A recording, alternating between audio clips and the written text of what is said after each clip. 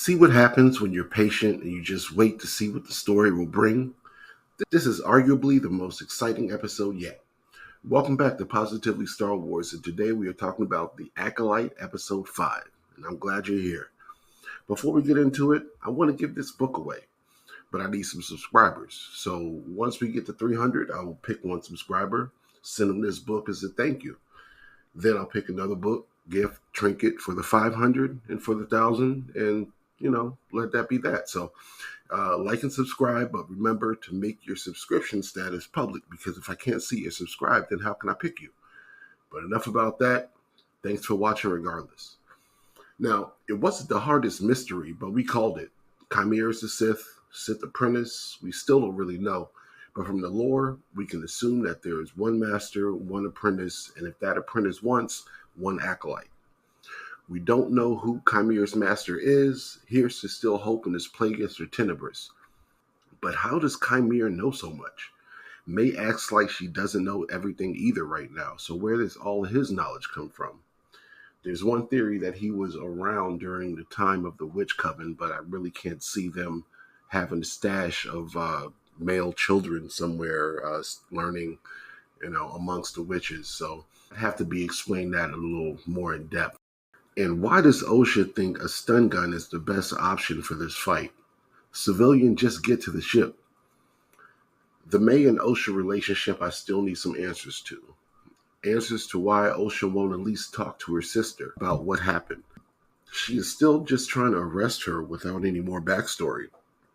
Hopefully the answer is in Soul's explanation to Osha, which is now May. He's probably going to tell her, and as she's talking, notice her forehead or notice the tattoo that's not on her arm anymore. Chimera is kind of a badass in this episode, right? Aside from being taken away by moths, but he survived, so still a G. This is why I told people to watch. I'm sure we're going to get an explanation to everything that we needed. Ki-Adi-Mundi didn't know about the Sith because everyone involved is about to die. Point blank.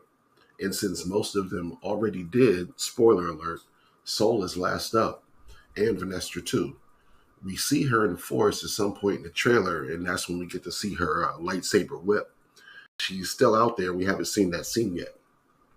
In that case, I think the council, or Mundi not being on the council, will know at some point that the Jedi didn't make it back from this mission, and somebody will go investigate.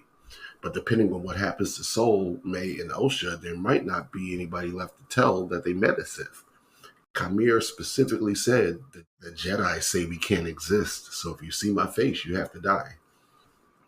I do appreciate this character, even though a lot of us called it a few episodes ago, and if not, for sure, last episode. I feel like it has a lot of comparison to what people wanted from a Darth Jar Jar scenario. The bumbling idiot character that you thought couldn't do anything right is actually the Sith Lord. We are assuming that the metal on his helmet and wristband is called cortosis, not Beskar. That's a metal that's been thrown around in a couple books and comics recently. It's also a metal that is supposed to absorb a lightsaber blow. So it's more likely that it's that instead of Beskar. We find out that the Sith wants a pupil. And I think we're going to assume at this point that he's probably the apprentice looking for an acolyte, since he says it specifically. He wants an acolyte. So I'm holding my breath to hoping that his master is still Tenebris or Plagueis. Let me know what you think in the comments. Do you think that he's a version of Plagueis? Do you think that he's the apprentice to either Darth Tenebris or Darth Plagueis? Or do you even think that the show is going to mention Darth Tenebris or Darth Plagueis?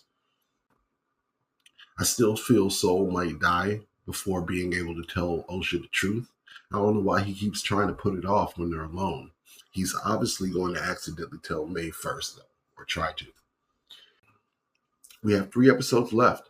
We still need another flashback to show how May survived and what happened to Coral. We need to see Vanestra in the forest, probably trying to investigate, meaning Soul and Osha didn't make it back to Coruscant, or should I say May. Remember, Basil is on the ship knowing that the twin is May, not Osha, so technically we don't even know if they took off yet. I wonder what the protocol is to bury Jedi who die in the field. They just left like 8 Jedi out there. I'm interested in the compassion shown by Kamir at the end of the episode. If he thinks that's May, it's weird because he was just trying to kill her for 20 minutes.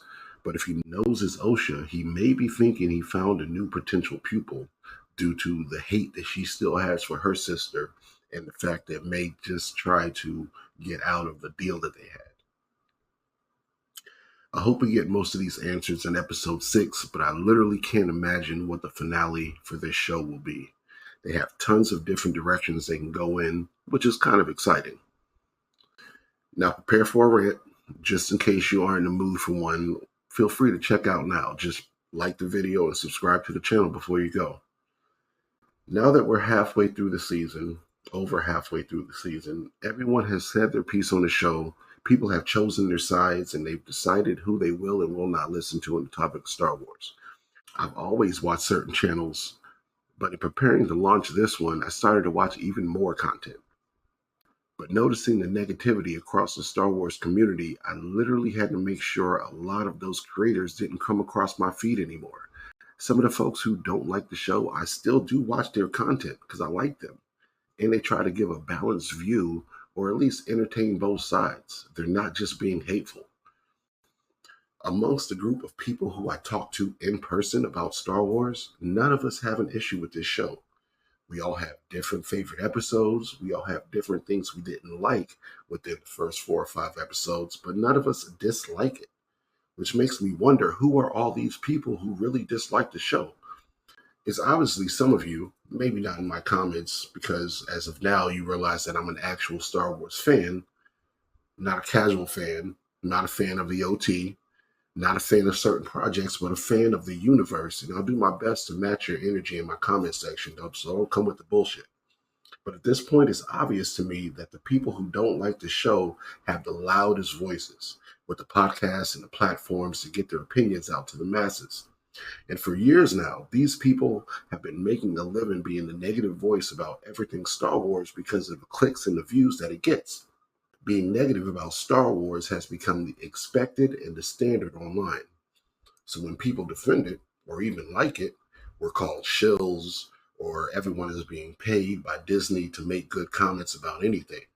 But those same people cry like little bitches when they get called a Star Wars hater and told to stop watching.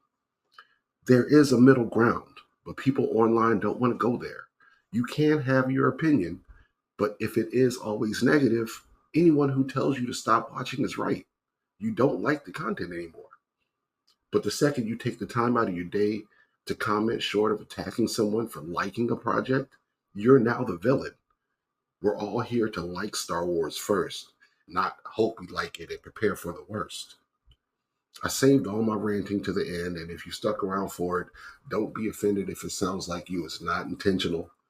It's just a lot of separation between fans. And I think a lot of old fans think it's them against everyone.